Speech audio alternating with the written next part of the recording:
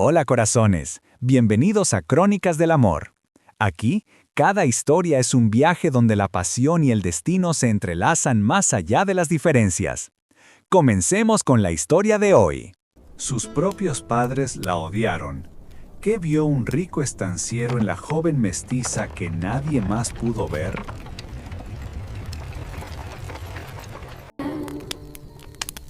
And the spirit of the condor watches over us still. En un rincón olvidado de Salta, una joven mestiza conocía solo el eco de los golpes y el veneno de las palabras de su propia familia. ¿Cómo fue posible que un adinerado estanciero, cuyo mundo era el de la gente bien, viera en ella la belleza que sus propios padres se negaban a reconocer, desatando una historia de amor que rompería todas las cadenas? El sol del altiplano quemaba la tierra rojiza de Salta, un lienzo inmutable bajo un cielo que a veces parecía tan cruel como el hogar de Luna. Los gritos, viejos conocidos de las paredes descascaradas, resonaron una vez más. Luna se encogió en el rincón más oscuro de la cocina, sus brazos delgados como ramas secas protegiendo un rostro que ya guardaba demasiadas historias de dolor. El cinto de su padre, Ricardo Vargas, silbó en el aire con la furia de un látigo, desgarrando no solo el espacio, sino también la escasa paz que aún habitaba en ella. «Niña desgraciada, naciste solo para estorbar», la voz áspera de Ricardo rasgó el aire, una melodía constante de desprecio en aquel recinto de adobe. Beatriz, su madre, se mantenía erguida en silencio, sus labios apretados en una línea dura que Luna conocía bien, la confirmación tácita, la aprobación helada. Luna, a sus apenas 16 años, cargaba sobre sus hombros encorvados el peso de ser una contradicción andante. Su piel, de un tono más profundo que el de sus hermanos, parecía absorber los pigmentos de la propia tierra ancestral, un color que la distinguía y la condenaba. Sus cabellos, en cascadas rizadas y rebeldes, se negaban a cualquier intento de domesticación, danzando libres como las copas de los algarrobos bajo el viento de la puna, en abierta rebeldía a los cánones de belleza de la familia. Pero eran sus ojos almendrados, grandes y profundos como charcos ocultos en la sierra, los que delataban con más elocuencia la mezcla de sangres que su familia obstinadamente prefería borrar de su memoria. No eran los ojos de los Vargas, eran el reflejo de un tiempo más antiguo, una conexión con el paisaje que pocos comprendían.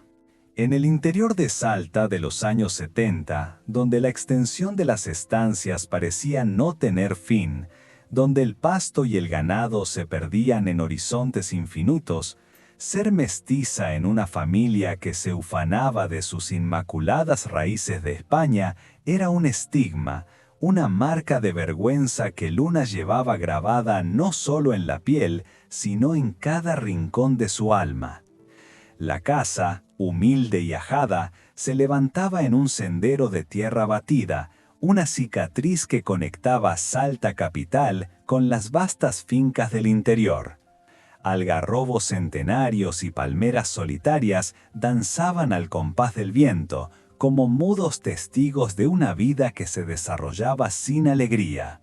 El aire, después de una de esas lluvias torrenciales que bendecían el altiplano, traía consigo el aroma terroso y el dulzor empalagoso del dulce de cayote que Beatriz elaboraba para vender en la ciudad. Sin embargo, para Luna, aquel lugar, que por derecho debería haber sido un refugio, se había transformado en una prisión silenciosa, donde cada amanecer traía consigo una nueva humillación, un nuevo recordatorio de su diferencia. «No te casarás nunca, ¿oíste bien? Nadie querrá una cosa fea como tú», escupió Beatriz, sus palabras venenosas mezclándose con el burbujeo del dulce en la cocina a leña. «Es mejor que te vayas acostumbrando a vivir de las migajas de otros». Las palabras caían sobre Luna como piedras afiladas, cada una abriendo una nueva herida en un espíritu ya lacerado. Carlos y Javier, sus hermanos menores, se burlaban de ella sin piedad, imitando sus gestos, susurrando bromas crueles sobre su apariencia. Era como si la familia entera hubiera sellado un pacto tácito, una conspiración diaria para recordarle que ella era una intrusa, una pieza disonante en su propia historia. Por las noches, cuando los grillos tejían su canto monótono en el patio y el viento mecía las hojas del mango con una melancolía particular, Luna se refugiaba bajo su cama de paja. Allí, en la oscuridad protectora, sus lágrimas eran un río silencioso, un desahogo inaudible mientras soñaba con un lugar donde la libertad no fuera un lujo, donde pudiera ser simplemente ella misma, sin juicios, sin dolor. El espejo rajado del cuarto de las chicas le devolvía una imagen que había aprendido a odiar con una ferocidad incomprensible. Sus labios gruesos, su nariz ancha, su frente alta cubierta por cicatrices de acné, cada rasgo era una confirmación diaria de lo que su familia proclamaba sin cesar, una aberración, un error de la naturaleza, un castigo divino. Sin embargo, había momentos raros, como la lluvia inesperada en un desierto sediento, en los que Luna sentía algo más, algo diferente que latía en su pecho. Cuando cuidaba de los animales en el corral, sus manos ásperas encontrando consuelo en la calidez de su pelaje, o cuando ayudaba a ordeñar las vacas en la madrugada, bajo un manto de estrellas que parecían susurrarle secretos ancestrales. O, con mayor intensidad aún, cuando observaba el atardecer teñir de dorado los cerros. Una voz, apenas un susurro, se alzaba desde lo más profundo de su corazón. Le decía que tal vez, solo tal vez, ella era mucho más de lo que esas personas podían ver. Esos instantes, tan efímeros como el rocío matinal, eran la única conexión que Luna sentía con una verdad más grande, un eco de una pertenencia que aún no comprendía, pero que intuía en la sangre que corría por sus venas, tan antigua y arraigada como la misma tierra del altiplano. El sol del altiplano quemaba la tierra rojiza de Salta, un lienzo inmutable bajo un cielo que a veces parecía tan cruel como el hogar de Luna. Los gritos, viejos conocidos de las paredes descascaradas, resonaron una vez más. Luna se encogió en el rincón más oscuro de la cocina, sus brazos delgados como ramas secas, protegiendo un rostro que ya guardaba demasiadas historias de dolor. El cinto de su padre, Ricardo Vargas, silbó en el aire con la furia de un látigo, desgarrando no solo el espacio, sino también la escasa paz que aún habitaba en ella. «Niña desgraciada, naciste solo para estorbar». La voz áspera de Ricardo rasgó el aire, una melodía constante de desprecio en aquel recinto de adobe. Beatriz, su madre, se mantenía erguida en silencio, sus labios apretados en una línea dura que Luna conocía bien, la confirmación tácita, la aprobación helada. Luna, a sus apenas 16 años, cargaba sobre sus hombros encorvados el peso de ser una contradicción andante.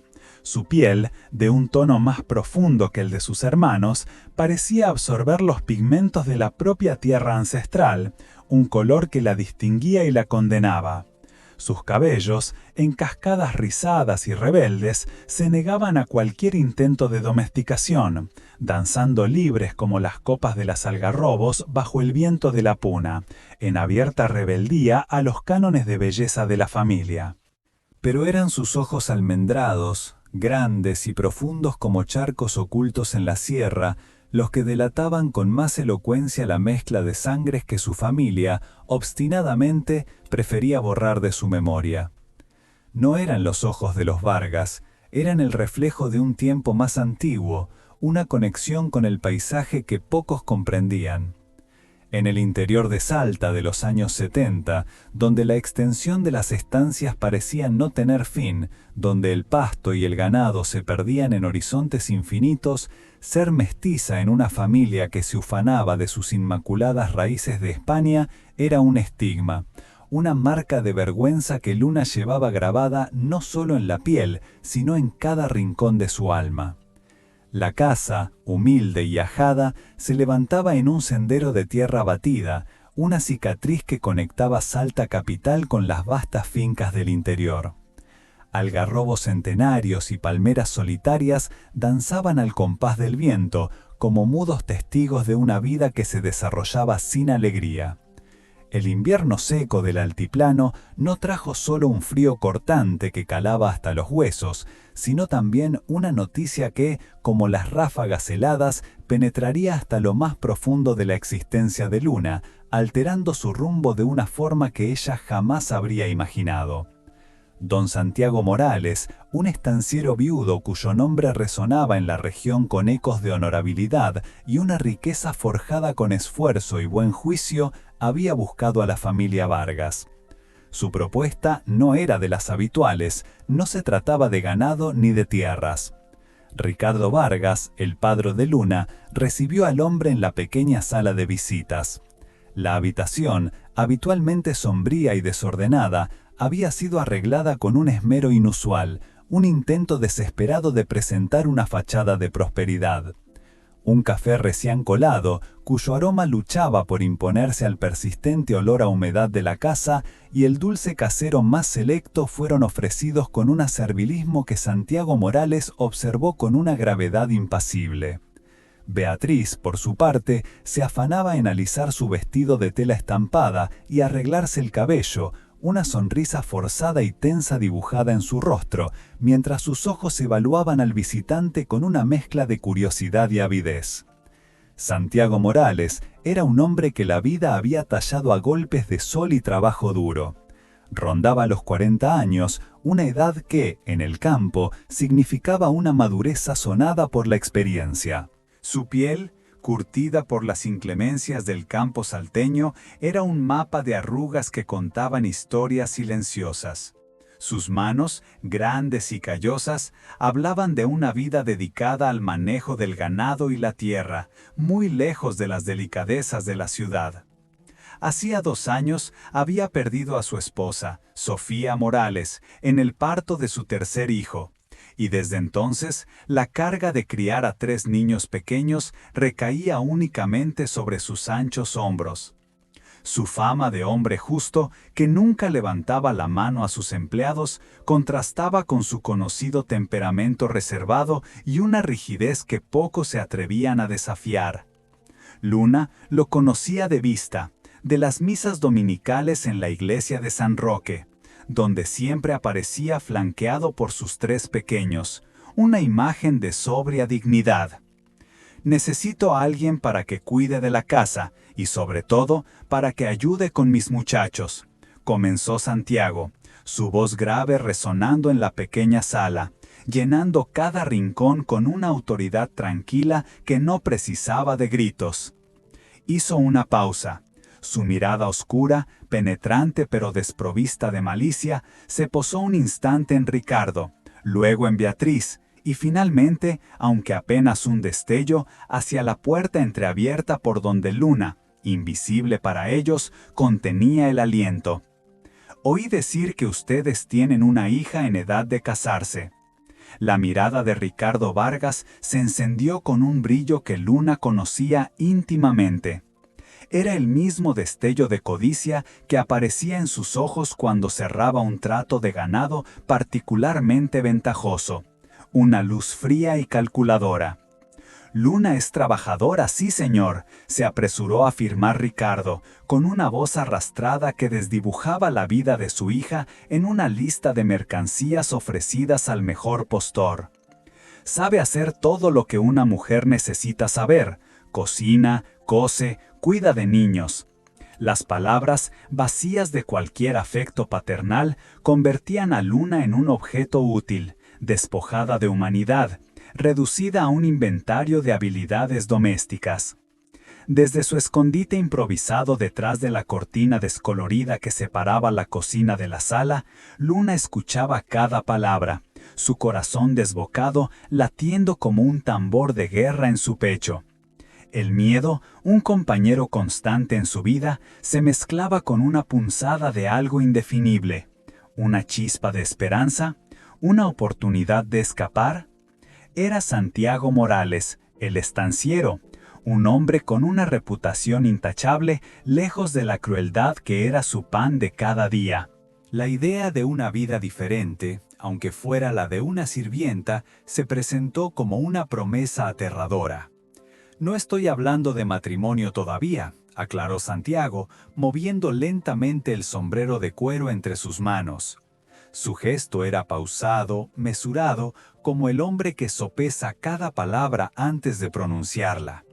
«Primero quiero ver cómo se adapta. Si funciona, entonces conversaremos sobre otras cosas». Su voz cargaba una seriedad que hizo que el aire de la sala se volviera más pesado, denso y premonitorio, como el cielo antes de una tormenta de verano en el altiplano. La propuesta era clara, una prueba, un período de evaluación. Beatriz, que había esperado su momento, intervino con una sonrisa forzada, un gesto que apenas alcanzaba sus ojos. «Claro, claro, señor Morales. La niña se esforzará para cumplir con el trabajo. Ella sabe cuál es su lugar». En esas últimas palabras, Luna no escuchó un simple asentimiento, sino un mensaje cifrado, un recordatorio brutal. Luna sabía ser invisible, sabía no estorbar, sabía aceptar cualquier cosa que le ofrecieran porque no tenía elección alguna, porque su vida entera era un catálogo de dependencias. Esa noche, mientras el resto de la familia Vargas discutía con una efervescencia inusual los detalles del arreglo en la cocina, calculando los posibles beneficios que la partida de Luna traería a sus menguadas arcas, Luna se refugió en el patio. El frío invernal era agudo, pero la inmensidad del cielo nocturno del norte la envolvía. La Vía Láctea se extendía sobre su cabeza como un río de luz, una pincelada divina que le recordaba la vastedad de un mundo más allá de las paredes de adobe de su prisión. Se preguntó si algún día podría ser libre para soñar sin miedo, sin la sombra constante de la crítica y el desprecio. La mera perspectiva de salir de esa casa le producía una mezcla abrumadora de alivio y terror. Al menos, se dijo, no recibiría más palizas diarias ni el veneno constante de las palabras de Beatriz. Pero, ¿qué le esperaba en la estancia de don Santiago? ¿Sería solo cambiar una prisión por otra, más grande, más silenciosa, pero igualmente restrictiva?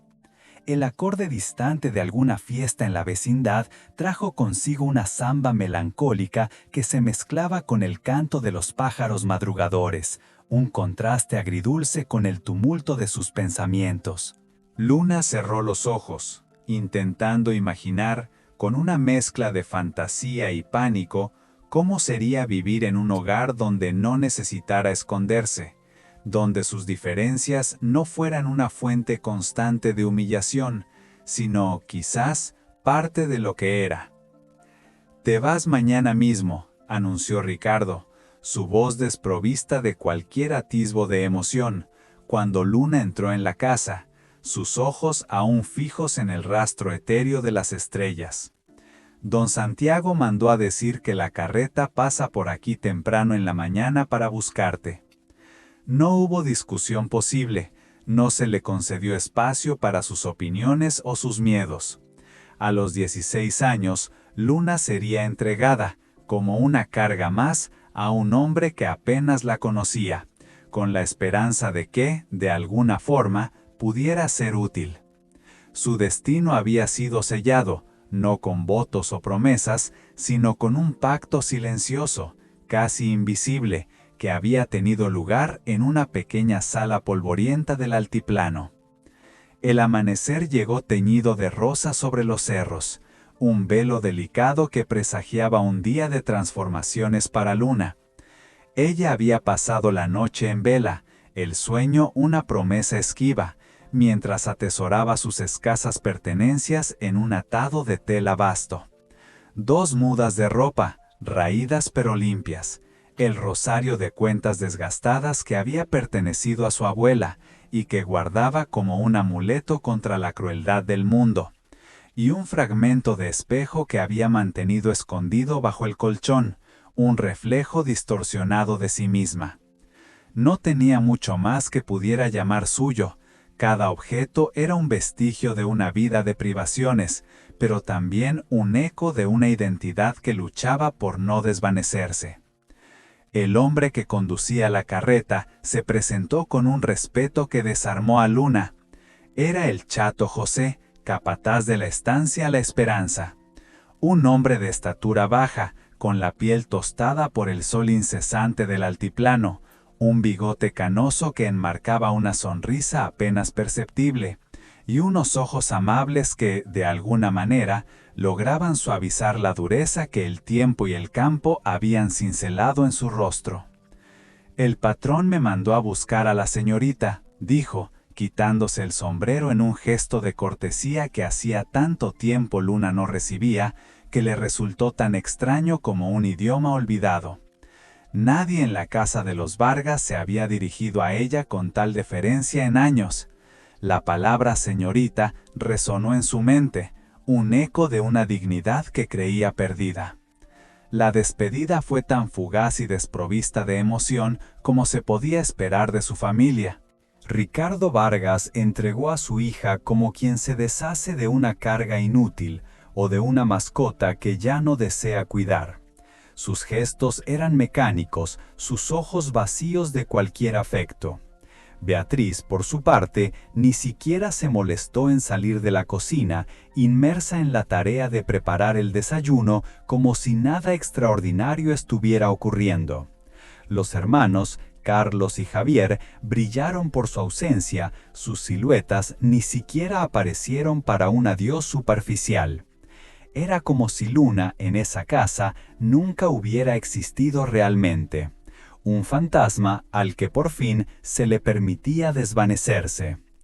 Mientras la carreta traqueteaba por el camino de tierra, un hilo polvoriento que se perdía en la inmensidad del paisaje, Luna observaba la transformación del mundo a su alrededor. Dejaron atrás las casas apretadas y la polvareda persistente de las afueras de Salta capital. Poco a poco, el entorno se abría, vasto y silencioso, invitándolos a adentrarse en el corazón del valle, donde las estancias inmensas se extendían como mares verdes hasta donde la vista alcanzaba. El aire cambió también, menos humo, menos polvo, más el aroma fresco y vital del pasto recién cortado y de la tierra húmeda, una fragancia que le prometía algo diferente, algo puro. «El patrón es un buen hombre», dijo el Chato José, su voz grave pero tranquilizadora, sin desviar la vista del camino. Sus palabras, impregnadas de una bondad inusual, eran un bálsamo para el alma herida de Luna. Perdió a la patrona, Sofía Morales, hace 2 años y desde entonces anda medio callado, pero nunca ha maltratado a nadie. Los muchachos son buenos también, solo están necesitando el cuidado de una mujer. Sus palabras eran un intento de calmar los miedos implícitos de Luna, un gesto de humanidad que la conmovió profundamente. Era la primera vez que alguien parecía preocuparse por su bienestar, aunque solo fuera para asegurarse de que cumpliera con su nuevo rol. La estancia La Esperanza apareció en el horizonte como un espejismo en medio de la llanura. Una casa grande, de madera oscura y robusta, con una amplia galería que invitaba al descanso, rodeada por corrales meticulosamente cuidados y pastizales que se perdían de vista en la distancia. Había flores en el jardín del frente, una explosión de color que captó la atención de Luna de inmediato. Rosas silvestres, jazmines y malbones trepaban por los muros, un detalle que le pareció un verdadero milagro, pues en la casa de sus padres hasta las plantas parecían tristes y marchitas, como si el propio aire se negara a darles vida. Aquel detalle, el de las flores, le susurró una promesa de belleza y cuidado. Santiago Morales estaba en la galería cuando la carreta detuvo su marcha, apoyado en una de las columnas de madera, los brazos cruzados sobre su pecho ancho. Vestía una camisa blanca impecable y pantalones de trabajo de tela gruesa.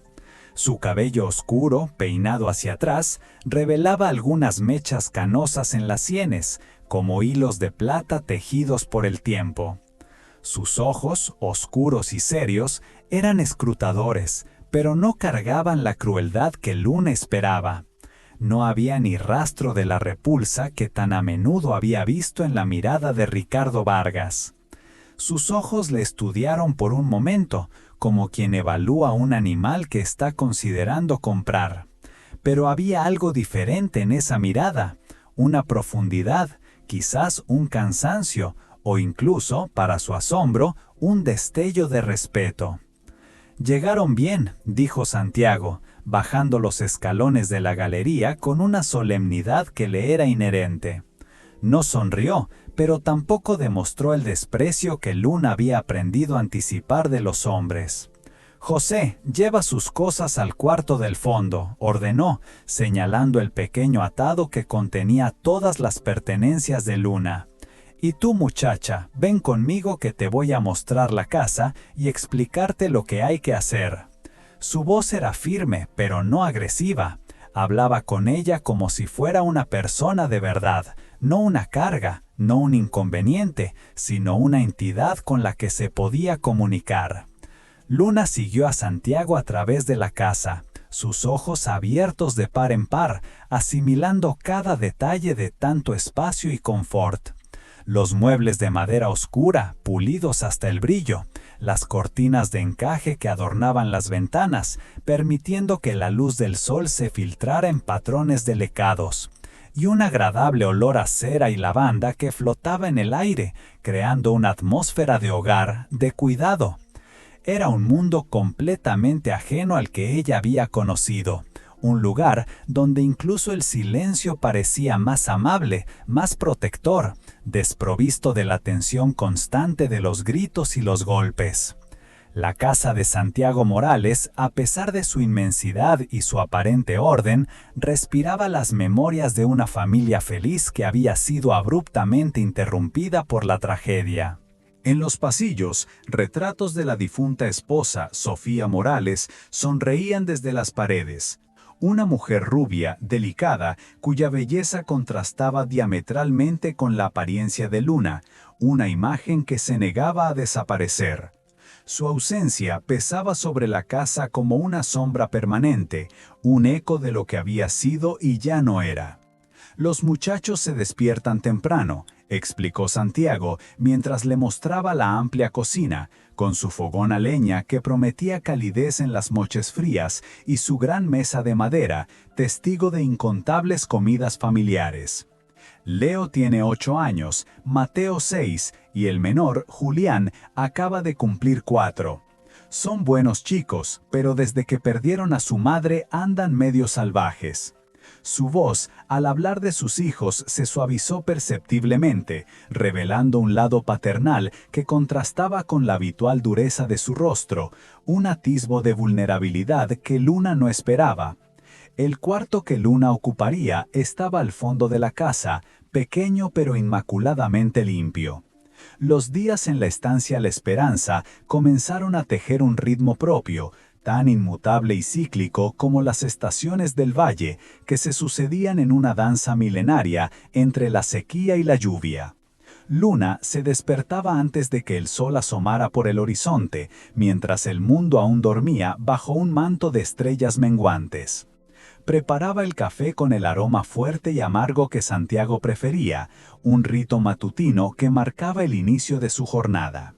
Desde la ventana de la cocina observaba en silencio cómo los primeros rayos dorados del sol pintaban los pastizales cubiertos de rocío, transformando la inmensidad verde en un mar de esmeraldas líquidas. El primer encuentro real con los hijos de Santiago Morales ocurrió la mañana siguiente de su llegada. bajaron para el desayuno como potrillos salvajes que, liberados de un encierro, corrían y gritaban por los pasillos de la casa. Leo, el mayor, de 8 años, poseía los ojos oscuros y desconfiados de su padre, pero su sonrisa, cuando se atrevía a mostrarla, era una réplica exacta de la sonrisa abierta y franca de su madre muerta, Sofía Morales, un eco de una alegría perdida que se aferraba a su rostro infantil. Mateo, de 6 años, era el más tímido de los tres, un pequeño fantasma que se escondía detrás de la figura imponente de su hermano cada vez que Luna intentaba acercarse, sus ojos grandes y curiosos observándola desde la sombra. Julián, el menor, que acababa de cumplir los 4, aún conservaba la inocencia sin fisuras de la primera infancia. Fue él, con la espontaneidad propia de los niños pequeños para aceptar los cambios y las nuevas presencias, el primero en tender un puente hacia Luna. ¿Quién eres tú?, preguntó Leo, con la franqueza desarmante que solo los niños poseen, su voz resonando en la cocina. La pregunta, sencilla en apariencia, se clavó en Luna con la fuerza de una espina. ¿Vas a ser nuestra nueva mamá? La última parte de la pregunta hizo que un silencio espeso y repentino cayera sobre la mesa, una manta pesada que ahogaba cualquier otro sonido. Santiago Morales, que hasta ese momento había estado comiendo en silencio, dejó el tenedor suspendido en el aire, sus ojos fijos en Luna, buscando las palabras correctas, el matiz adecuado para una verdad compleja. «Ella los cuidará mientras yo estoy trabajando», respondió finalmente, su voz más baja de lo normal, con un tono que no dejaba lugar a dudas. «No es su madre. Ustedes ya tuvieran una madre. Ella solo va a ayudar». Sus palabras, aunque necesarias para establecer límites y expectativas claras, también protegieron a Luna de falsas esperanzas, de un rol que no le correspondía y que, en su dolor, los niños podrían haberle asignado. Era una afirmación de la ausencia de Sofía y al mismo tiempo una demarcación del lugar de Luna, un espacio de utilidad, pero no de reemplazo. Esa mañana, mientras los niños se preparaban para ir a la escuela de la estancia vecina, Luna sintió por primera vez en años algo parecido a un propósito. Tal vez no era amor lo que la esperaba en esa casa, tal vez ni siquiera era la felicidad explosiva de los cuentos de hadas, pero al menos sería útil. Y para alguien que había pasado toda su vida siendo tratada como un estorbo, como una carga, ser útil ya parecía un milagro, un alivio para el alma. Los días se transformaron en semanas. Los niños, con la maleabilidad de su tierna edad, se fueron acostumbrando gradualmente a la presencia constante y silenciosa de Luna. Leo, el inicialmente desconfiado, descubrió que ella poseía un tesoro de historias, relatos del Yuareté y del Duende, leyendas que su abuela le había susurrado en las noches del altiplano, cuentos que hacían brillar sus ojos con una fascinación que no podía disimular. Mateo, el tímido, se acercó a Luna cuando se dio cuenta de que ella no gritaba ni golpeaba cuando él, con la torpeza infantil, derramaba algo o cometía un error. Su voz, siempre suave y paciente, era un refugio. Y Julián, con la facilidad inherente a los niños pequeños para aceptar los cambios sin cuestionamientos profundos, pronto se encontró colgando de su falda, sus manitas aferradas a la tela, pidiéndole que lo alzara, buscando la calidez de sus brazos. Santiago Morales observaba estas interacciones desde la distancia, sus ojos oscuros y serios estudiando a Luna con una intensidad que ella no sabía interpretar. Era un hombre de pocas palabras, pero sus acciones, sutiles y significativas, hablaban por volúmenes. Dejaba flores frescas del jardín en la mesa de la cocina, sin explicación alguna, como si una mano invisible las colocara allí. Traía frutas especiales de la ciudad cuando iba a hacer negocios, manjares que ella jamás habría probado en la casa de los Vargas. Y una vez, cuando Luna se cortó el dedo pelando papas, Él apareció en la cocina con un frasquito de desinfectante, sin que ella lo pidiera, su gesto un bálsamo silencioso para la herida y para su alma. Las tardes se convirtieron en los momentos más dulces del día, un oasis de paz y juego. Después de que los niños regresaban de la escuela, con sus risas y sus voces llenando el aire, Luna los llevaba a jugar a la sombra protectora de los árboles del patio. Les enseñaba a fabricar juguetes con hojas de choclo, sus manos hábiles transformando la materia prima en pequeños tesoros. Les mostraba cómo reconocer los pájaros por sus cantos, susurrándoles los nombres de las aves y las leyendas asociadas a ellas. Y les contaba historias, un crisol de leyendas indígenas que su abuela le había transmitido en sus primeros años de vida, mezcladas con cuentos del campo que oía de los peones. «¿Por qué tu piel es diferente a la nuestra?», preguntó Mateo una tarde, con la curiosidad inocente de los niños, su voz desprovista de cualquier juicio. Luna sintió el corazón acelerarse, preparándose, como siempre, para el rechazo, para la crueldad que ya conocía. Pero la pregunta del niño no llevaba malicia, solo un interés genuino y puro. «Porque mi abuela vino de muy lejos», respondió ella, sorprendiéndose de la tranquilidad de su propia voz, de la calma que ahora la habitaba. «De un lugar donde el sol brilla muy fuerte y deja a las personas con la piel del color de la tierra fértil». Era la primera vez en su vida que hablaba de sus orígenes sin sentir vergüenza, transformando su diferencia, su rasgo más despreciado, en una historia de aventura, en lugar de un motivo de humillación. Sus palabras, en lugar de alejar a los niños, los acercaron más, llenando sus ojos con asombro. Los cambios eran sutiles, casi imperceptibles, pero constantes, como el lento pero incesante curso de un río. Santiago comenzó a pedirle su opinión sobre pequeñas cosas de la casa, qué tipo de postre preparar para la fiesta patronal de la estancia vecina, cómo organizar los armarios para facilitar el trabajo diario, qué remedio casero usar cuando uno de los niños tenía dolor de panza. No eran grandes decisiones, no alteraban el rumbo de la estancia, pero eran más de lo que cualquier hombre le había pedido jamás, un reconocimiento de su juicio, de su valía. Por la noche, después de que los niños se dormían, sus sueños infantiles poblando el silencio de la casa, Luna se sentaba en la galería trasera para contemplar las estrellas. El campo nocturno era una sinfonía de grillos y lechuzas, un coro natural que se mezclaba con el susurro del viento entre las hojas de los árboles. El primer invierno de Luna en la estancia La Esperanza llegó con su carga de frío implacable y consigo una serie de pequeñas revelaciones que, sin saberlo, cambiarían sutilmente la dinámica de la casa, tejiendo hilos invisibles entre sus habitantes.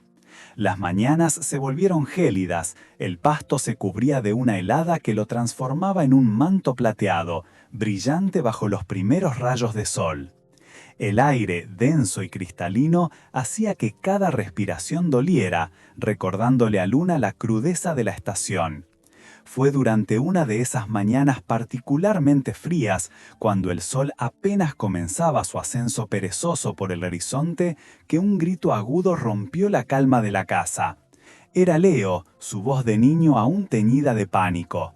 Julián, el más pequeño y el más apegado a Luna, se había despertado con una fiebre alta, su cuerpecito temblaba en la cama a pesar de las mantas gruesas, y sus ojos vidriosos miraban al vacío con una confusión alarmante. El color de su rostro era un lienzo pálido salpicado de manchas rojas, y su respiración, acelerada y superficial, indicaba que algo no andaba bien. Luna, alertada por el revuelo, corrió al cuarto de los niños. Su instinto, forjado en años de supervivencia y cuidado a sí misma, se activó de inmediato. La experiencia, adquirida en la precariedad de su vida anterior, le había enseñado a reconocer los signos de la enfermedad y la urgencia. Sin dudarlo, tomó las riendas de la situación. Pasó la noche entera al lado de la pequeña cama de Julián, sus manos trabajaban sin descanso, su presencia era una constante vigilante. Preparó compresas con agua fría del aljibe, colocándolas con delicadeza sobre la frente ardiente del niño, refrescando la piel que quemaba. Le dio a beber tés de hierbas que de niña su abuela le había enseñado a preparar para aliviar los malestares. Infusiones de cedrón y menta, cuyo aroma reconfortaba el aire pesado de la habitación.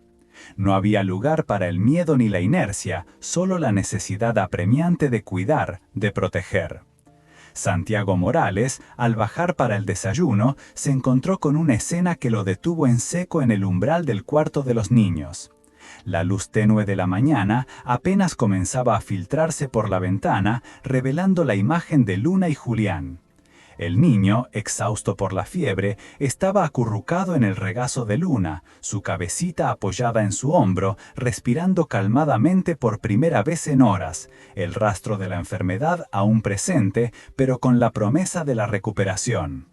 Luna, agotada por la noche en vela, dormía profundamente, su cabeza inclinada torpemente, una de sus manos aún posada protectoramente sobre la frente del pequeño, como si su propio tacto pudiera espantar la dolencia. Había una intimidad en esa imagen que desarmó a Santiago, una ternura que había creído perdida para siempre en su hogar. «Gracias», dijo él, su voz grave resonando con una sinceridad inusual cuando Luna despertó sobresaltada por su presencia, sus ojos abriéndose lentamente. No eran solo 2 palabras, eran un reconocimiento, una validación. Eran el eco de una gratitud genuina, la constatación de que ella se había preocupado por su hijo con una devoción que trascendía su rol de empleada. Era la primera vez en la vida de Luna que alguien le agradecía por existir, por su cuidado, por el simple acto de ofrecer su bondad sin esperar nada a cambio. El peso de ese gracias fue inmenso, un quiebre en el hielo que había rodeado su corazón durante tanto tiempo. A partir de ese día, pequeños cambios, casi imperceptibles al principio, comenzaron a tejerse en el tejido de la vida de la estancia. Santiago empezó a incluir a Luna en las conversaciones durante las comidas, una novedad que rompía con la costumbre de la separación entre patrones y empleados. Le preguntaba su opinión sobre los acontecimientos de la estancia, sobre el clima, sobre el ganado, sobre las noticias de la región. Cuando los peones comentaban sobre la siembra o la cosecha, él a veces se giraba hacia ella con una deferencia que sorprendía a todos. «¿Qué piensas tú, Luna?», inquiría, como si su opinión tuviera un valor genuino, como si fuera más que solo una empleada.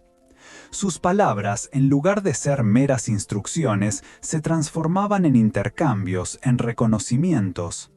Los domingos se volvieron especiales de una forma que Luna nunca había experimentado en la casa de sus padres. Después de la misa en la pequeña capilla de la estancia vecina, toda la familia Morales regresaba a casa y Luna preparaba almuerzos especiales, elaborados y abundantes, lechón asado, pescado fresco del río, dulce de membrillo. Santiago insistió en que se sentara a la mesa con ellos en esos días, un gesto que pulverizaba la barrera invisible que tradicionalmente separaba a patrones de empleados. «Es día del Señor», explicó él, su mirada firme y amable, cuando Luna dudó la primera vez, sintiéndose incómoda con la novedad, con la idea de ocupar un lugar tan prominente. «En esta casa, el domingo, somos todos familia». La palabra familia resonó en el corazón de Luna como una campana tocando una melodía que había olvidado que podía existir.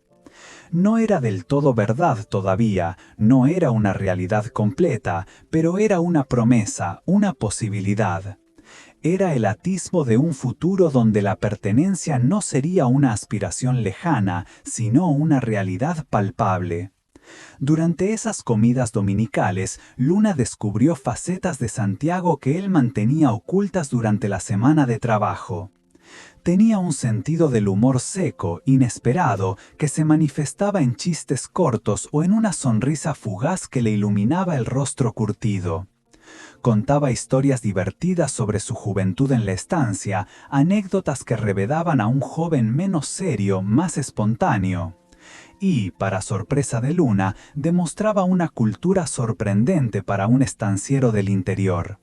Citaba pasajes de la Biblia de memoria con una facilidad pasmosa, sabía versos de José Hernández y discutía de política con conocimiento de causa. Sus argumentos eran siempre lógicos y bien fundamentados.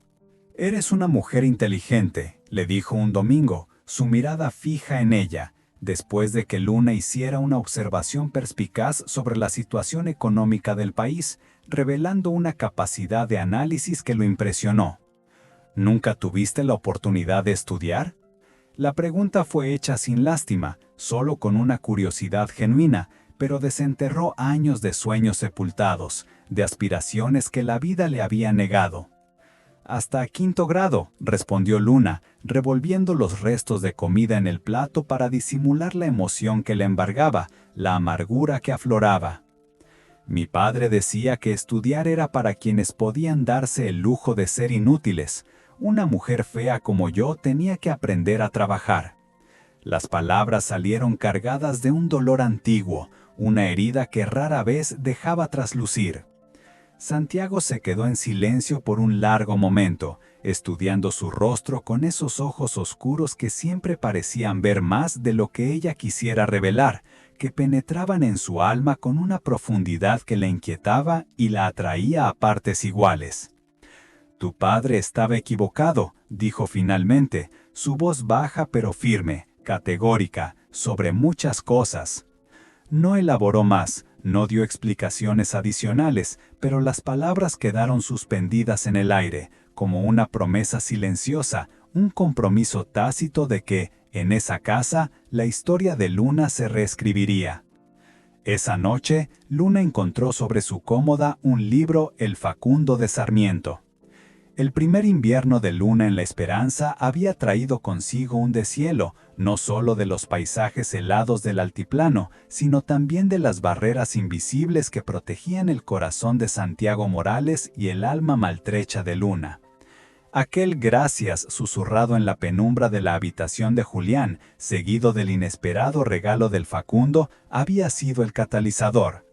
Desde entonces, una nueva melodía comenzó a sonar en la casa grande, una que hablaba de un respeto incipiente y de una conexión silenciosa que desafiaba las rígidas normas de la época. Santiago, un hombre de costumbres arraigadas y de pocas palabras superfluas, empezó a incluir a Luna en las conversaciones durante las comidas diarias. Al principio, eran apenas preguntas breves sobre las tareas del día, sobre el bienestar de los niños o la preparación de algún platillo. Pero poco a poco, estas interacciones se fueron ampliando. Cuando los peones comentaban sobre el clima o el estado del ganado, él se giraba a veces hacia Luna con una pregunta que validaba su presencia, su conocimiento. «¿Qué piensas tú, Luna?», inquiría, como si su opinión, forjada en la observación atenta de la naturaleza y el trabajo duro, tuviera un valor genuino, una perspectiva fresca que a él le era necesaria. Era un reconocimiento sutil pero potente que disolvía lentamente el hielo de su invisibilidad. Pero fueron los domingos los que se transformaron verdaderamente en días de revelación, de un sabor prohibido de la familia que Luna jamás había osado soñar. Después de la misa en la pequeña capilla de la estancia vecina, toda la familia Morales, Santiago, Leo, Mateo y Julián, regresaba a casa, y Luna se afanaba en preparar almuerzos especiales. La cocina se llenaba de los aromas de lechón asado, pescado fresco traído del río y el dulzor de membrillos cocidos a fuego lento.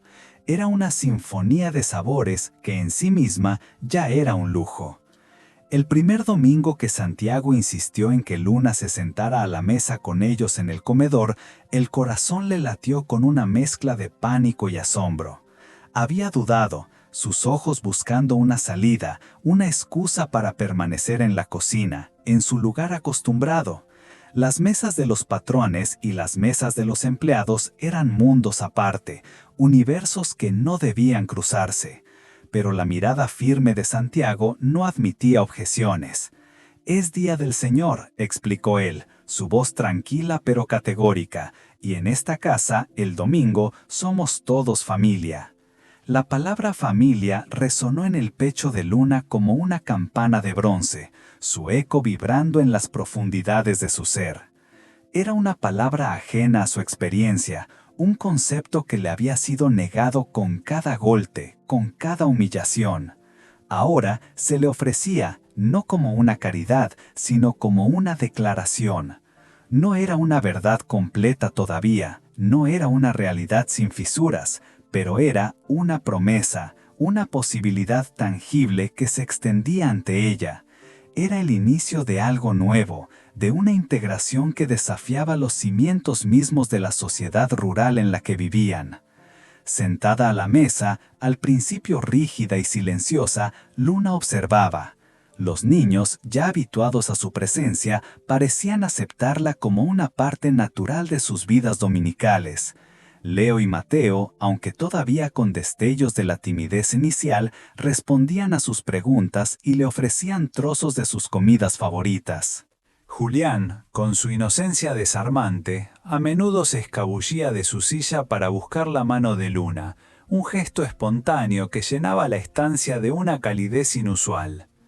Durante esas comidas, Luna comenzó a descifrar las capas que cubrían la personalidad de Santiago. Descubrió un sentido del humor seco, inesperado, que asomaba en chistes cortos o en una sonrisa fugaz que iluminaba su rostro curtido por el sol. Contaba historias de su juventud en la estancia, anécdotas de un Santiago menos grave, más inclinado a la aventura. Y lo que más le asombraba era su vasta cultura, inusual para un estanciero del interior, un hombre que parecía haber absorbido el conocimiento de los libros y del mundo con la misma avidez que cultivaba la tierra. Citaba pasajes de la Biblia de memoria con una facilidad pasmosa, tejiendo sus palabras con la autoridad de quien la había estudiado a fondo. Recordaba versos enteros de José Hernández, recitándolos con la melancolía propia del gaucho, y discutía de política con conocimiento de causa. Sus argumentos eran siempre lógicos, bien fundamentados y expresados con una claridad que a Luna le resultaba hipnotizante.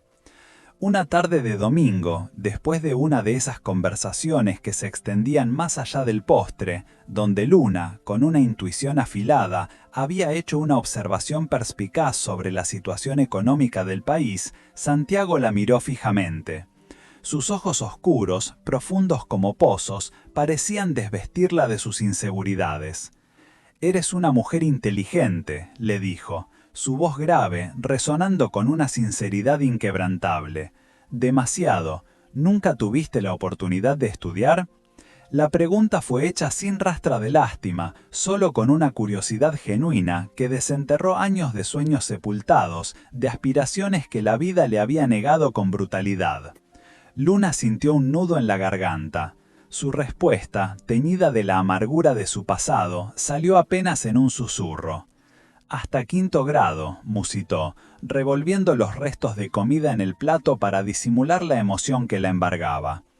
«Mi padre decía que estudiar era para quienes podían darse el lujo de ser inútiles. Una mujer fea como yo tenía que aprender a trabajar». Las palabras, cargadas de un dolor antiguo, una herida que rara vez permitía asomar, revelaron la crueldad de Ricardo Vargas de una forma que Santiago no había percibido del todo hasta ese momento. Santiago se quedó en silencio por un largo momento. La expresión de su rostro era un estudio de la contenida conmoción. Sus ojos escudriñaban el rostro de Luna, como si buscara en él la confirmación de la verdad que acababa de escuchar, como si intentara leer entre las cicatrices invisibles de su alma. «Tu padre estaba equivocado», dijo finalmente, su voz baja pero firme, cada palabra cargada de la fuerza de una convicción inquebrantable. «Sobre muchas cosas». No elaboró más, no dio explicaciones adicionales, pero las palabras quedaron suspendidas en el aire, una promesa silenciosa, un compromiso tácito, de que, en esa casa, la historia de Luna se reescribiría, que su valor no sería medido por los estándares de sus captores. Esa noche, Luna encontró sobre su cómoda un objeto que al principio no comprendió del todo.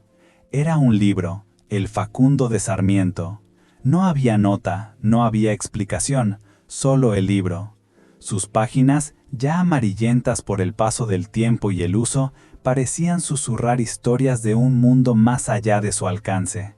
Era el primer regalo que alguien le daba que no fuera de utilidad práctica, un objeto de valor intelectual, un gesto que trascendía la mera necesidad.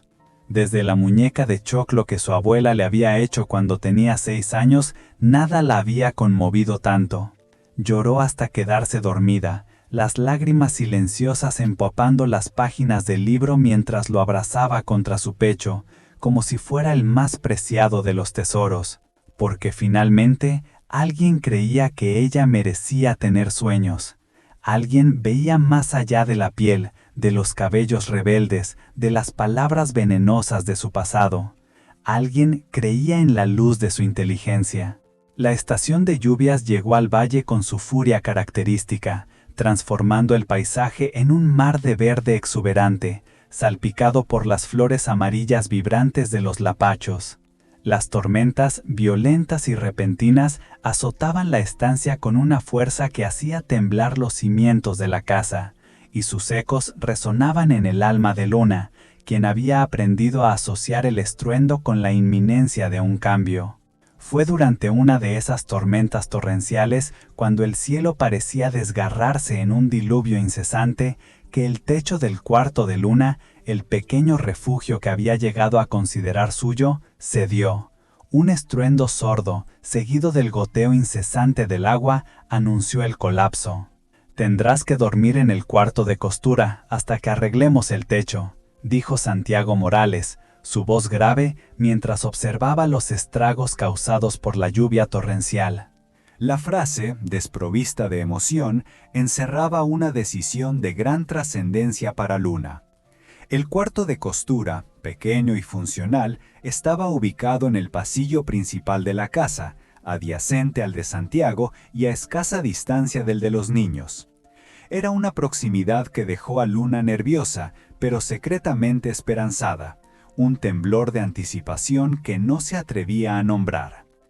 En esta nueva configuración espacial, Luna comenzó a oír los sonidos íntimos de la familia Morales, ecos de una vida doméstica que le había sido ajena hasta entonces.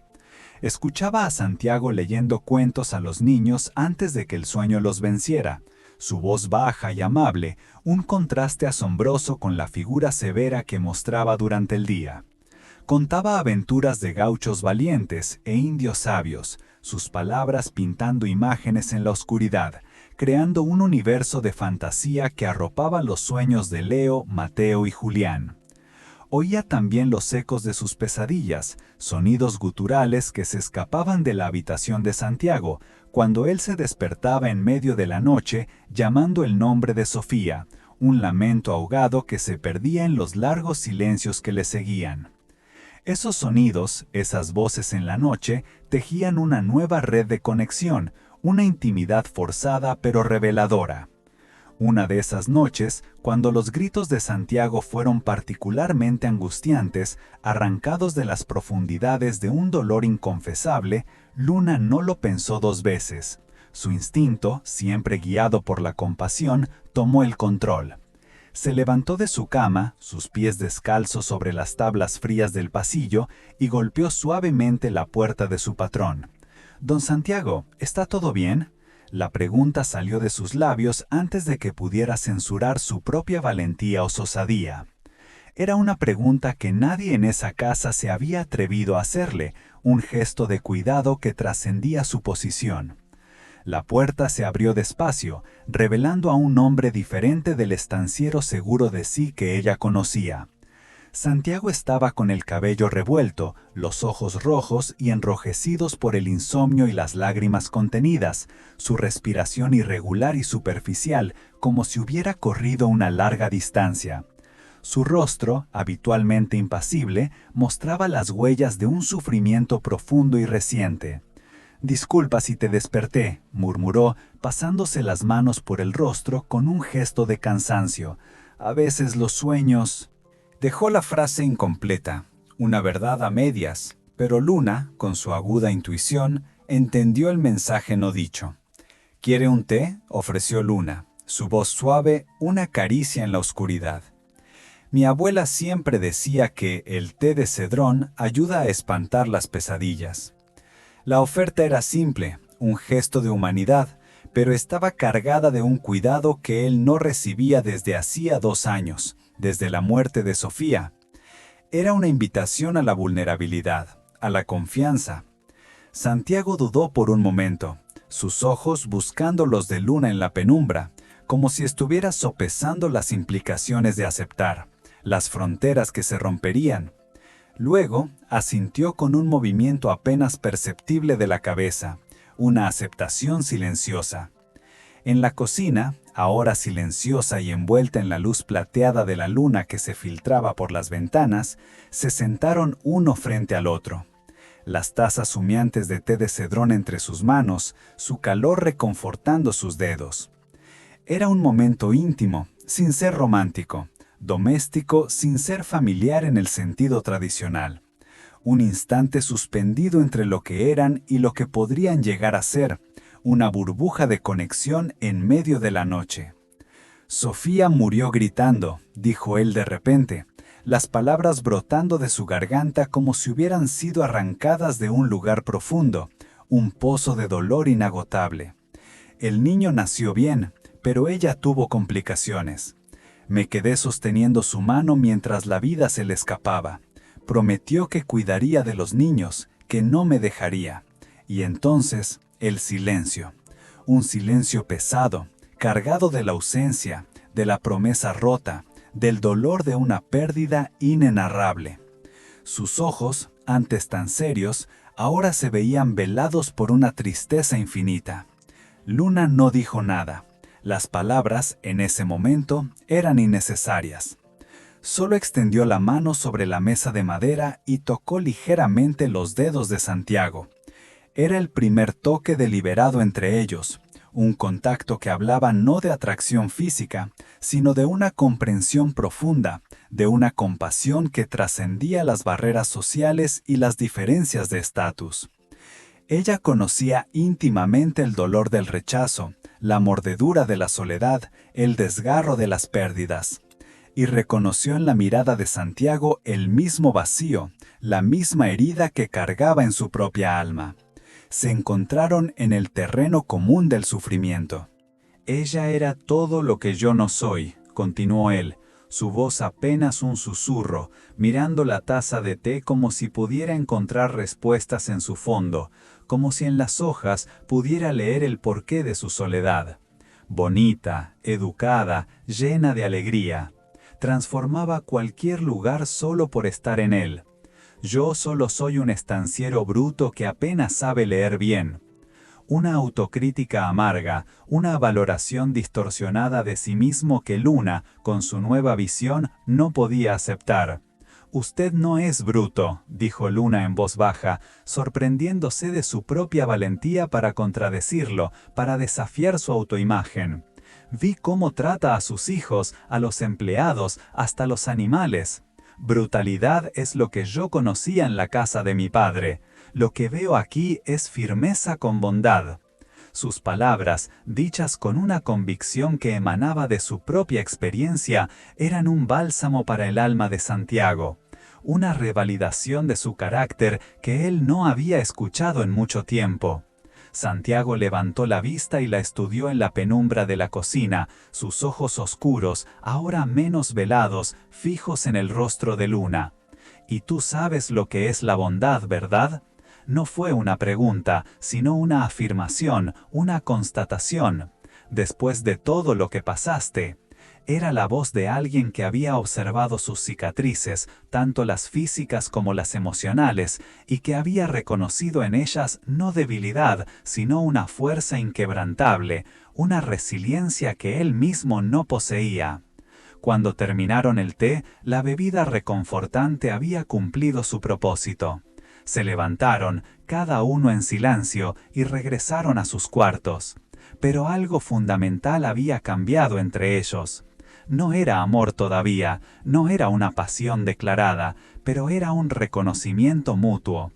en la penumbra de la cocina, donde la luna plateada se filtraba a través de las ventanas, arrojando largas sombras danzarinas sobre el piso de barro cocido, Santiago Morales terminó su dolorosa confesión. Las palabras sobre Sofía, sobre su muerte gritando, sobre la promesa rota de que nunca lo dejaría, se desprendieron de él como costras de una herida antigua, dejando al descubierto una vulnerabilidad cruda, una desolación que había llevado en silencio durante 2 largos años.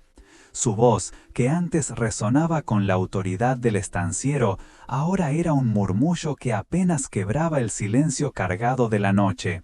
Un lamento ahogado que Luna recibió en la quietud de su propio ser. Luna no dijo nada. Las palabras, en ese instante, parecían pequeñas e inútiles ante la inmensidad del dolor que emanaba de Santiago.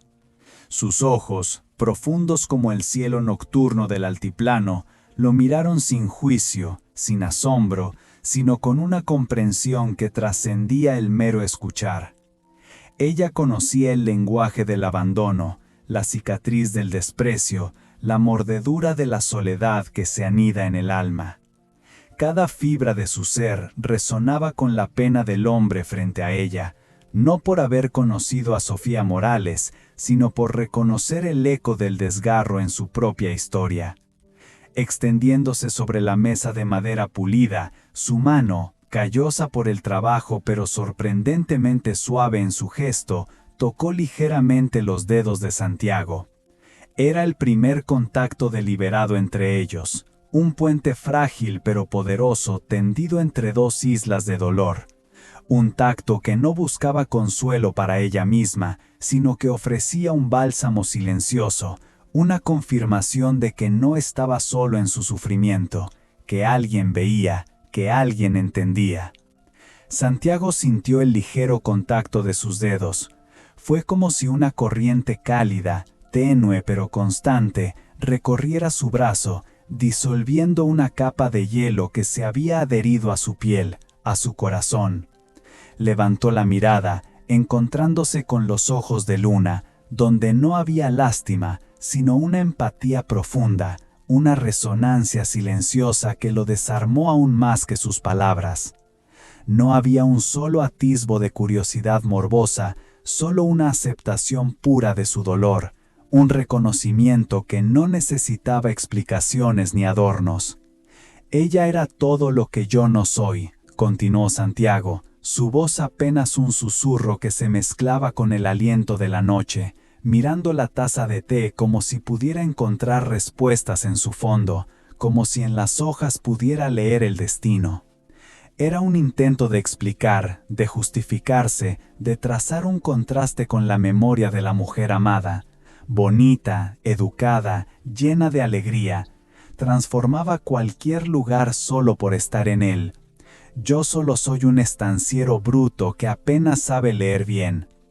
En su autocrítica, había un eco de la rigidez y las expectativas sociales que marcaban su mundo, una profunda inseguridad que la imagen de Sofía, tan perfecta en su recuerdo, solo acentuaba. Luna apretó ligeramente sus dedos, un gesto de firmeza que lo trajo de vuelta de sus divagaciones. Su voz, aunque baja, era clara, inquebrantable, impregnada de una verdad que ella había forjado en el crisol de su propia experiencia. «Usted no es bruto», dijo, sorprendiéndose de la valentía que emanaba de sus entrañas, de la convicción con la que podía contradecir a un hombre como él. «Vi cómo trata a sus hijos, a los empleados, hasta los animales. Brutalidad es lo que yo conocí en la casa de mi padre Ricardo Vargas. Lo que veo aquí es firmeza con bondad». Sus palabras, lejos de ser un mero cumplido, eran una observación aguda, una revalidación de su carácter que Santiago no había escuchado en mucho tiempo, tal vez nunca de una forma tan pura. Ella, que había vivido la brutalidad en carne propia, era la única que podía definir con tal certeza lo que no lo era. Santiago levantó la vista de la taza. Sus ojos oscuros, antes velados por el dolor, ahora se encontraron con los de Luna con una intensidad renovada. La penumbra de la cocina parecía desvanecerse ante la fuerza de esa mirada mutua, un momento de revelación silenciosa. Él escudriñó su rostro mestizo.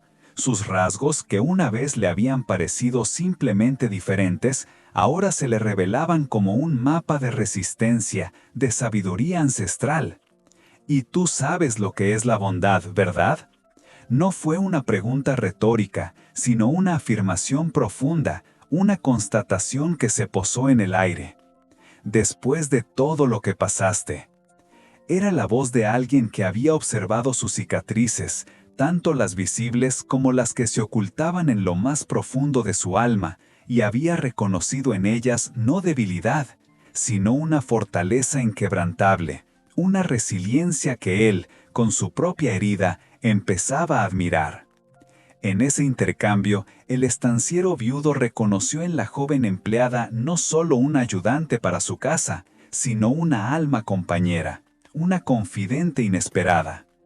El silencio que siguió a esas palabras no fue el silencio opresivo que Luna conocía de su hogar paterno, ni el silencio cargado de ausencia que habitaba el alma de Santiago. Era un silencio diferente, uno que respiraba comprensión mutua, aceptación y el delicado florecimiento de una conexión. La cocina, iluminada por el tenue fulgor de la luna, se convirtió en un santuario improvisado, un espacio donde las jerarquías se desvanecían y dos seres heridos encontraban un punto de convergencia en el dolor compartido y la fortaleza para seguir adelante. Cuando finalmente terminaron el té, la bebida reconfortante había cumplido su propósito, no solo de calmar la ansiedad, sino de tejer un lazo invisible. Se levantaron, cada uno en silencio, la taza vacía entre las manos. No hubo promesas grandilocuentes, ni declaraciones apresuradas, pero algo fundamental había cambiado entre ellos. No era amor, no aún, pero era un reconocimiento mutuo, una base sólida de respeto y comprensión. Dos almas, cada una cargando el peso de su propia soledad y dolor, habían encontrado inesperadamente en la compañía del otro un bálsamo para sus heridas, un susurro de esperanza en la noche. Al regresar a sus cuartos, el pasillo oscuro no parecía tan solitario como antes. La sombra de Sofía seguía presente, sí, pero ya no era la única presencia en la casa. La luz de Luna, con su empatía silenciosa, había empezado a iluminar los rincones más oscuros del corazón de Santiago y el suyo propio. El verano llegó, exuberante y ardiente, pintando el valle con colores intensos y prometiendo la alegría de la peña folclórica de la región. Era una tradición ancestral, una celebración que congregaba a todas las estancias en un torbellino de música, danza y comidas típicas, un respiro festivo en la dura vida del campo. Santiago Morales anunció que llevarían a Luna con ellos, una declaración que hizo que su corazón se acelerara con una mezcla de emoción y temor. No ir como empleada, sino como parte de la familia. «Necesitarás un vestido nuevo», dijo una mañana, dejando algunos billetes sobre la mesa de la cocina. No fue una orden, sino una sugerencia, un gesto de consideración. «Doña Isabel en el pueblo puede hacerte uno bonito». Era la primera vez que alguien se preocupaba por su apariencia por razones que no implicaban críticas, burlas o humillaciones. Era un acto de cuidado, una invitación a la belleza que iba más allá de la utilidad. El vestido que doña Isabel, la hábil costurera del pueblo, confeccionó era una maravilla. De una tela floreada azul que recordaba el color profundo del cielo de Salta, con mangas abullonadas y una falda amplia que, al moverse, realzaba la figura esbelta de Luna. Cuando se miró en el espejo rajado de la costurera, casi no reconoció a la mujer que le devolvía la mirada. Seguía siendo el mismo rostro, con sus rasgos mestizos tan despreciados por los Vargas, pero había algo diferente en sus ojos, una luz tenue, un brillo de confianza que no existía antes, una chispa de dignidad que por fin le permitía verse más allá de las cicatrices del pasado. La noche de la fiesta, Santiago la esperó en la galería, su figura imponente vestida con su mejor camisa de lino blanco y su bombacha de campo impecable. Cuando Luna apareció en la puerta, un halo de luna llena de expectativas y miedos, él contuvo la respiración por un momento. Sus ojos, habitualmente serios y escrutadores, se suavizaron al verla. «Estás bonita», dijo.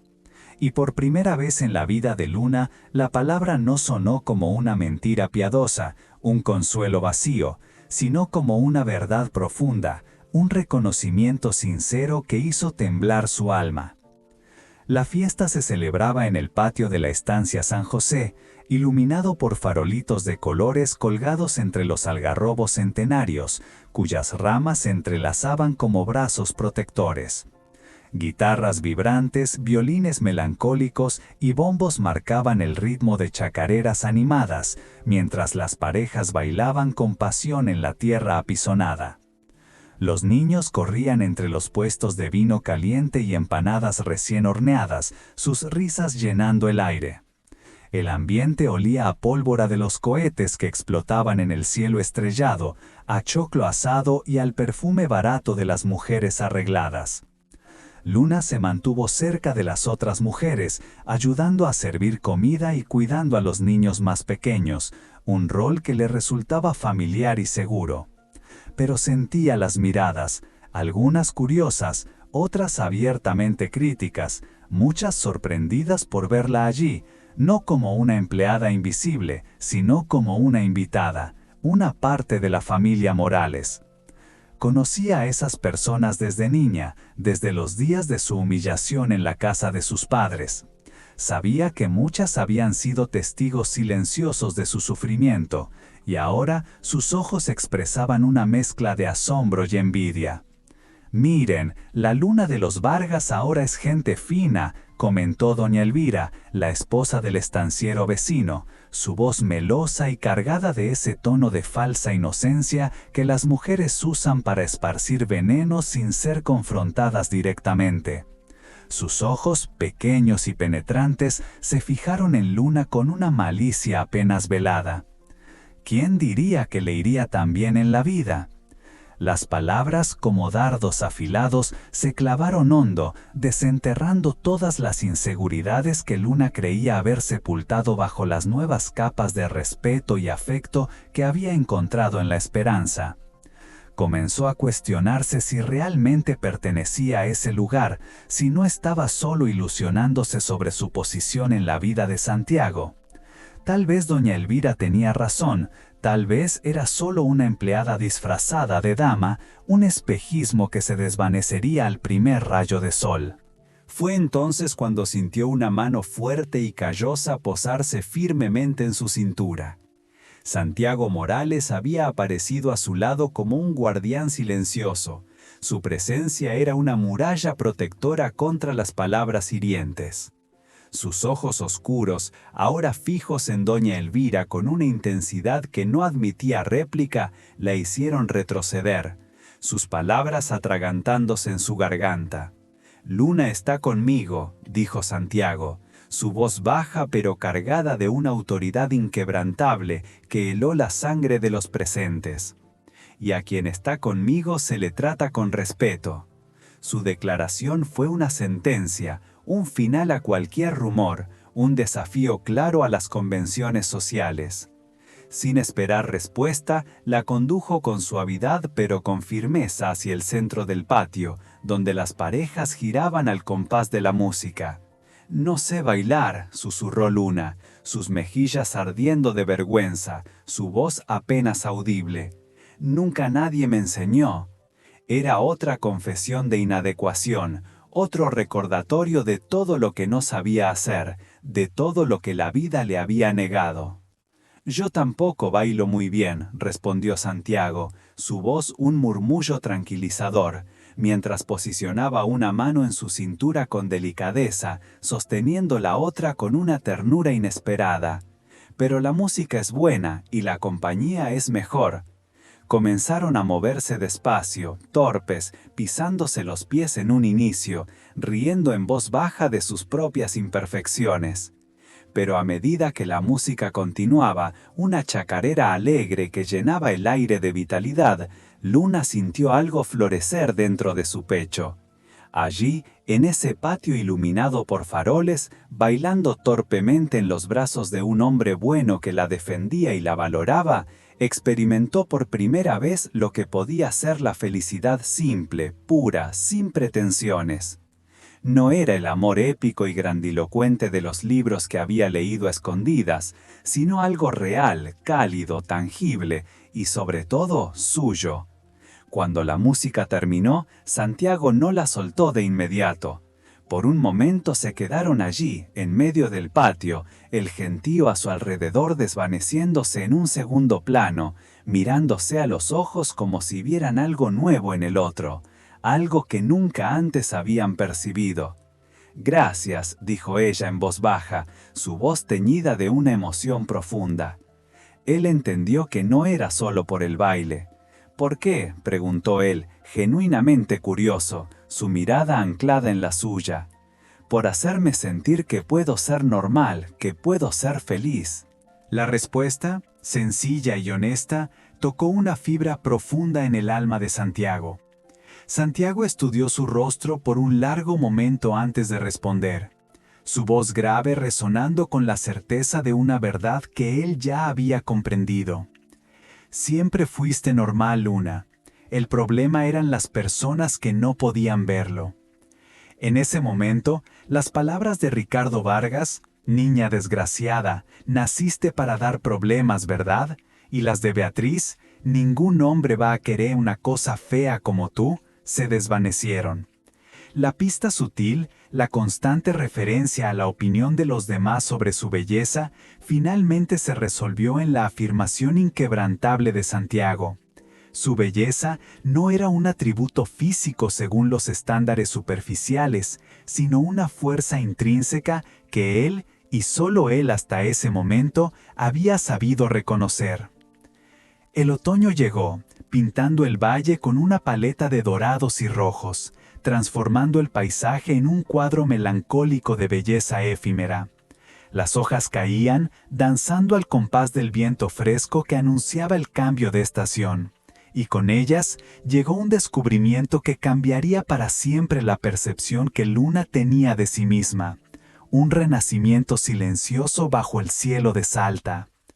Mientras organizaba las pertenencias de Sofía Morales en el desván de la casa, una tarea que realizaba con un respeto reverencial por la memoria de la difunta esposa de Santiago, sus dedos tropezaron con una caja de madera. Estaba escondida detrás de baúles antiguos, olvidados en el polvo del tiempo, como un secreto aguardando ser desenterrado. Al abrirla, Luna encontró un tesoro de cartas y documentos amarillentos, vestigios de una vida pasada que, sin saberlo, se entrelazaría con la suya. Entre los papeles, sus dedos, temblorosos de anticipación, tocaron un sobre con su propio nombre, Luna. Estaba escrito con una caligrafía elegante y desconocida, una letra que no era de Santiago ni de Sofía. Con el corazón desbocado, latiendo con la fuerza de un tambor de guerra, abrió la carta.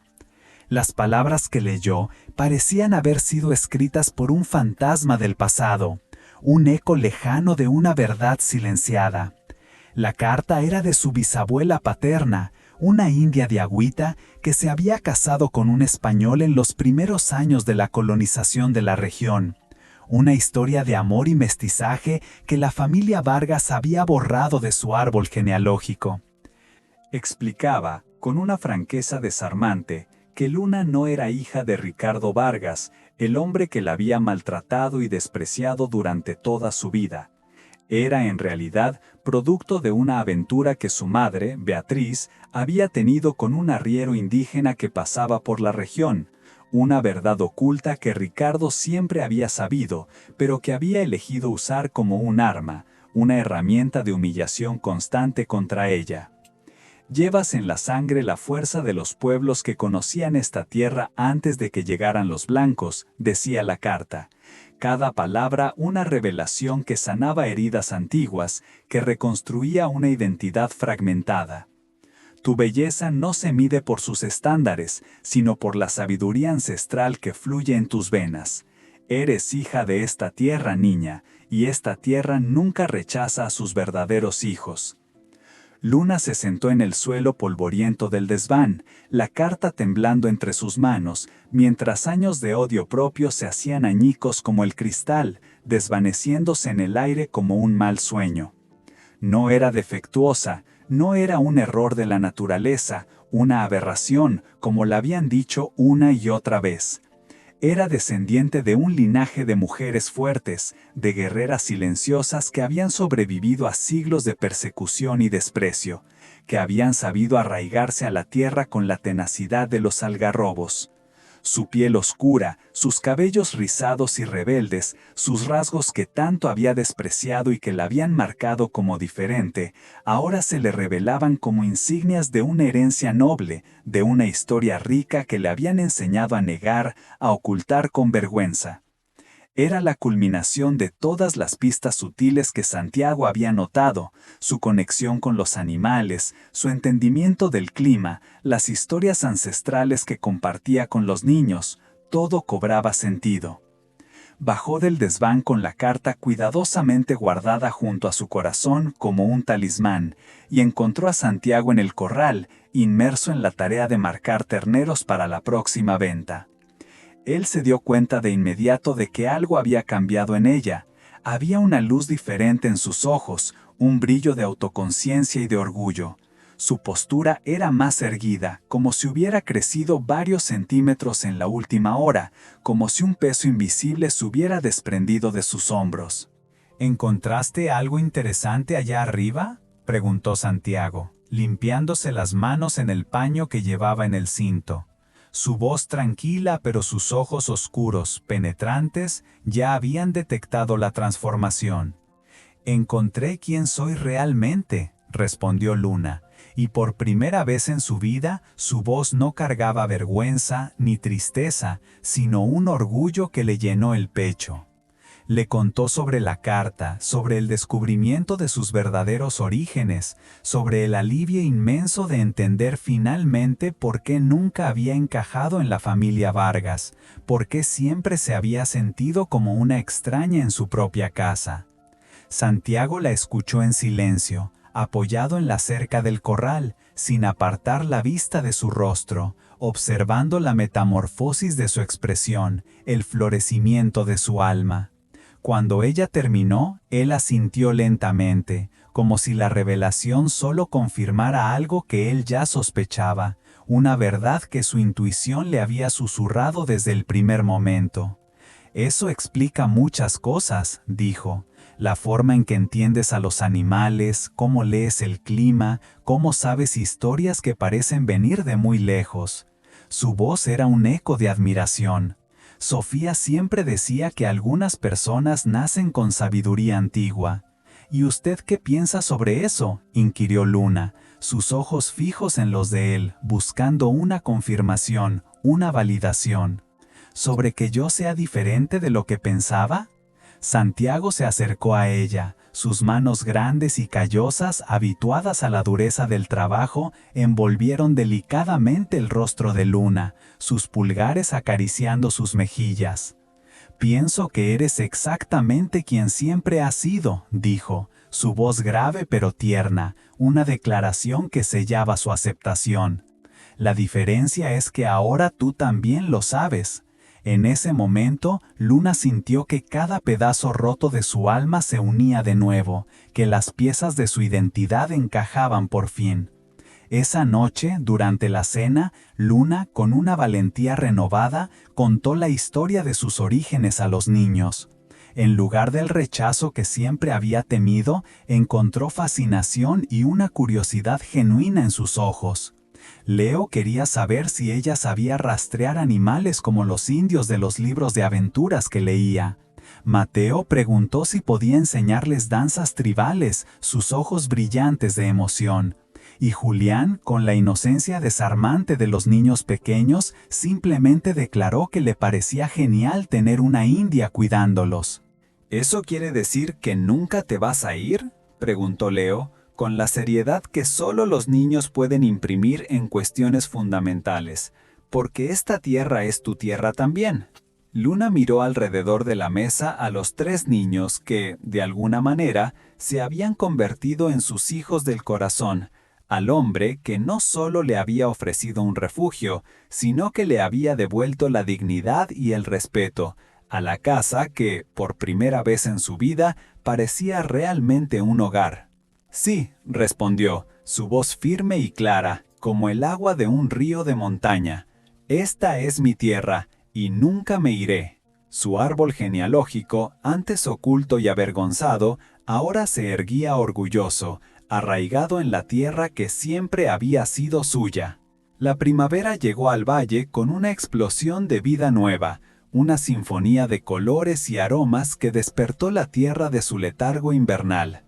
El aire vibraba con la promesa de nuevos comienzos, y con ella llegó el momento en que Luna finalmente entendió que había encontrado no solo un lugar en el vasto mundo, sino el amor verdadero, que, en su pasado de desprecio y humillación, siempre había juzgado imposible para alguien como ella.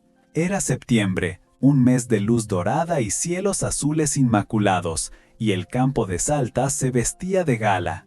Fue durante una tarde dorada de septiembre, mientras enseñaba a Julián, el más pequeño, a plantar semillas de girasol en el jardín, un ritual de esperanza y crecimiento, que Santiago Morales se acercó. Su expresión, por lo general serena y controlada, mostraba una seriedad inusual, una mezcla de nerviosismo y determinación. Las manos, habitualmente firmes y seguras, movían el sombrero de cuero entre ellas con una inquietud que no pasó desapercibida para Luna. «Necesito hablar contigo», dijo él, su voz grave resonando con una tensión que Luna no le había escuchado antes.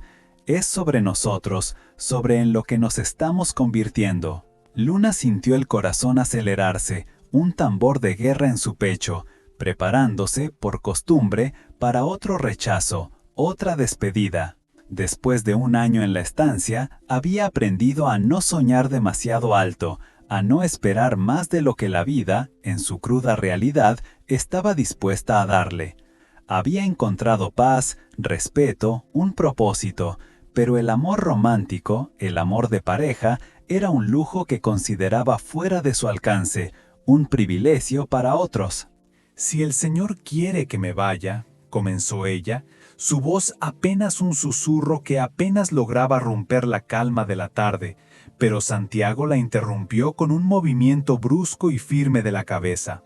«No es eso, Luna, es lo contrario a eso».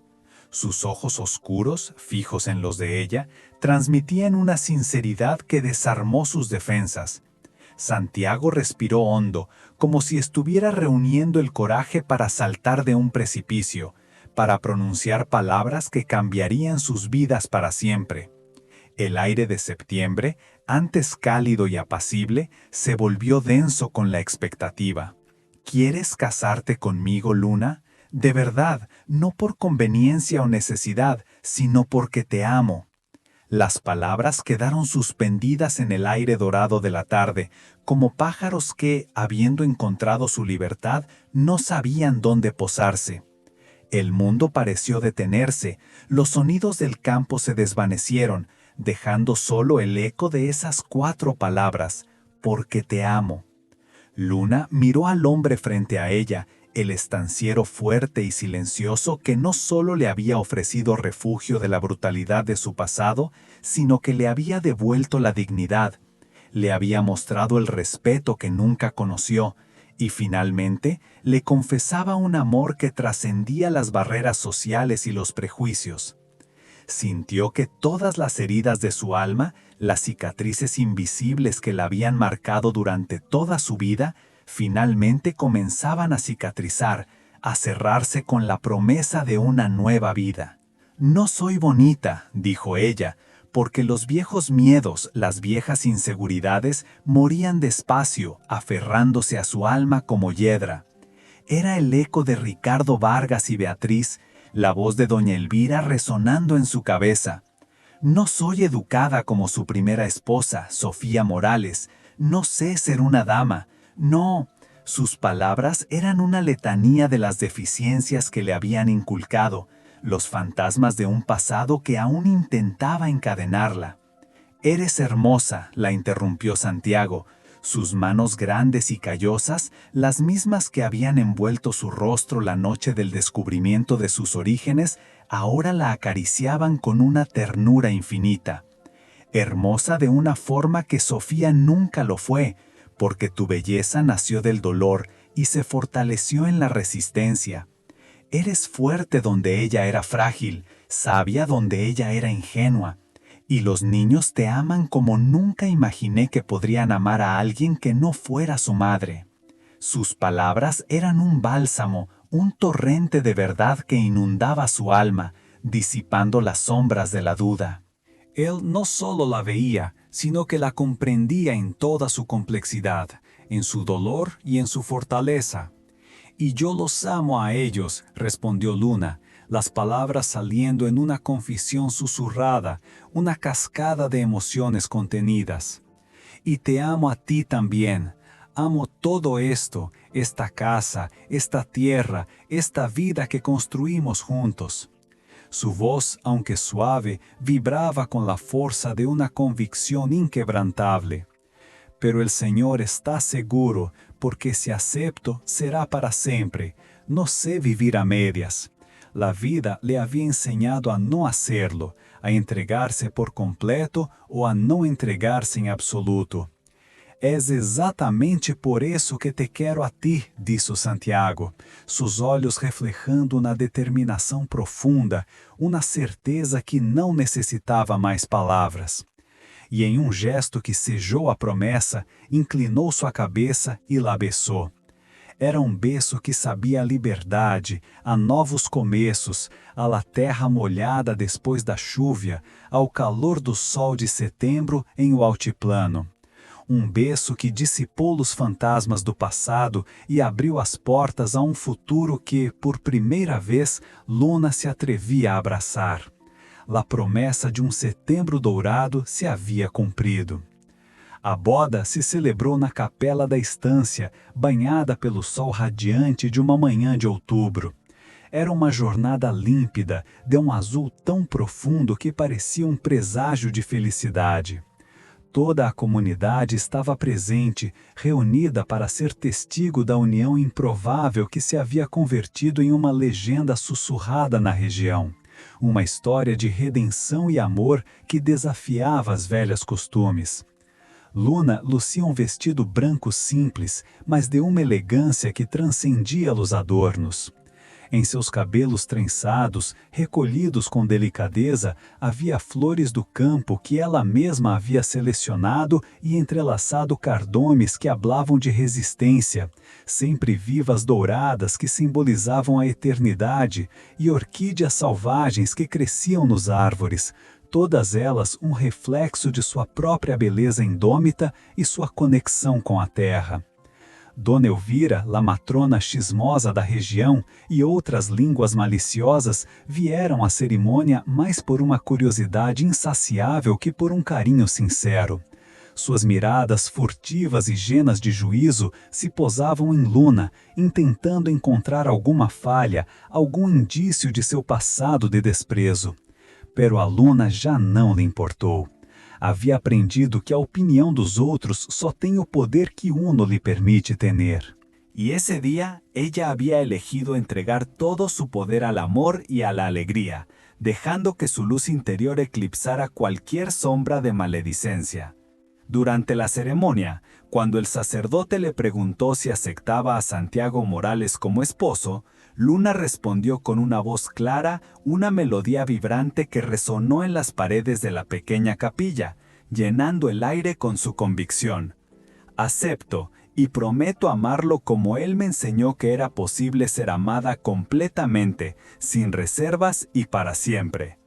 En esas palabras, no solo juraba su amor por Santiago, sino que también sellaba un pacto consigo misma, una promesa de aceptar el amor y la felicidad que una vez creyó inalcanzables. Los años que siguieron trajeron consigo la dulzura de la vida compartida y el crecimiento. La familia Morales se expandió con la llegada de 2 niñas que nacieron con los ojos oscuros de la madre, profundos y sabios como los charcos del altiplano, y el temperamento tranquilo y resuelto del padre. Ellas, como sus hermanos mayores, crecieron envueltas en el amor de un hogar donde la risa y el respeto eran el pan de cada día, un contraste absoluto con la infancia de Luna. La estancia, La Esperanza, prosperó bajo la administración conjunta de la pareja. Santiago, con su experiencia y su sentido práctico forjado en años de trabajo, y Luna, con su intuición afilada para leer las señales de la naturaleza y su sabiduría ancestral, combinaron sus talentos para hacer florecer la tierra y el ganado. Sus decisiones, siempre en armonía, trajeron una abundancia que no solo mejoró su propia vida, sino también la de todos los que trabajaban en la estancia. La prosperidad de la estancia se convirtió en un faro de esperanza para toda la comunidad. Luna nunca más volvió a la casa de los Vargas. Supo, por comentarios de los peones que iban y venían del pueblo, que Ricardo Vargas había muerto algunos años después de su partida, amargado y solitario, consumido por la vida que había elegido. Beatriz, cuando los nietos de Luna comenzaron a nacer, intentó acercarse, enviando mensajes a través de terceros, buscando una reconciliación que llegaba demasiado tarde. Pero Luna había aprendido que el perdón no siempre significa olvidar, ni tampoco implica abrir puertas que una vez se cerraron para proteger el propio espíritu. Algunas heridas, aunque cicatrizadas, nos enseñan lecciones vitales sobre los límites y la autopreservación. Esas puertas, una vez cerradas con dolor, debían permanecer así para su propia protección, para salvaguardar el jardín de felicidad que con tanto esfuerzo había cultivado. Una tarde de invierno, ya con el cabello teñido de plata y las arrugas de sonreír marcando los costados de sus ojos, Luna se sentó en la galería para contemplar el atardecer sobre el valle. El sol se ponía, tiñendo el cielo de rosa y dorado, los colores de un crepúsculo que anunciaba la noche, pero también la calma. Santiago se unió a ella, como lo había hecho por más de 20 años, trayendo 2 tazas de café humeante, el aroma familiar de la bebida mezclándose con el aire fresco de la tarde. Se sentó a su lado, sus manos entrelazándose con las de ella, un gesto de intimidad y compañerismo forjado a lo largo de décadas. ¿Tienes algún arrepentimiento, Luna?, preguntó él, su voz suave, el crepitar de la leña en el fogón lejano el único sonido que rompía el silencio. Luna miró la vasta extensión dorada frente a ella, los campos que habían prosperado bajo su cuidado, los hijos jugando en el patio con la despreocupación de quien se sabe amado, el hombre a su lado que le había enseñado que era digna de un amor profundo y sin condiciones. Sus ojos recorrieron la vida que habían construido juntos, un tapiz tejido con hilos de resistencia, comprensión y una fe inquebrantable. Ninguno, respondió, su voz cargada de la sabiduría de quien finalmente encontró su lugar en el mundo, en su propia piel, en su propio corazón. Yo era una semilla que necesitaba la tierra correcta para florecer, y tú me diste no solo la tierra, sino también el sol y la lluvia. En ese momento, mientras el sol se hundía en el horizonte, tiñendo el cielo de rosa y dorado, Luna comprendió que su historia no era sobre ser salvada por otro, sino sobre salvarse a sí misma. Era sobre el viaje arduo de autodescubrimiento, sobre la valentía de creer en su propio valor cuando el mundo la había condenado al desprecio. La felicidad para ella no era un premio que algunos merecían y otros no, sino una elección valiente que se hacía cada día cuando decidía creer, inquebrantablemente, que era digna de amor. y en ese jardín que había cultivado con lágrimas y sonrisas, con trabajo y paciencia, su amor propio había florecido, tan exuberante y resistente como las flores silvestres de su amada Salta. Esta historia nos recuerda que la verdadera belleza no se mide por la mirada ajena, sino por la fuerza que cultivamos en el alma para superar el desprecio. Luna, que una vez fue el eco cruel de una casa que la repudiaba, encontró su voz y su lugar no por lo que otros querían que fuera, sino por lo que ella era en esencia. Su camino demuestra que incluso cuando la familia de sangre ciega el corazón, siempre hay un jardín donde el amor propio puede florecer, revelando la luz que nadie más pudo ver, esa misma luz que el estanciero vislumbró. Por favor, suscríbete a Crónicas del Amor para más contenido. Hasta la próxima vez que nos encontremos en este espacio de historias y emociones, te invitamos a seguir creyendo en el poder del amor y la resiliencia humana. Si esta historia tocó tu corazón, no olvides dar like, suscribirte y activar la campanita para seguir descubriendo más relatos de amor y destino. Hasta la próxima historia.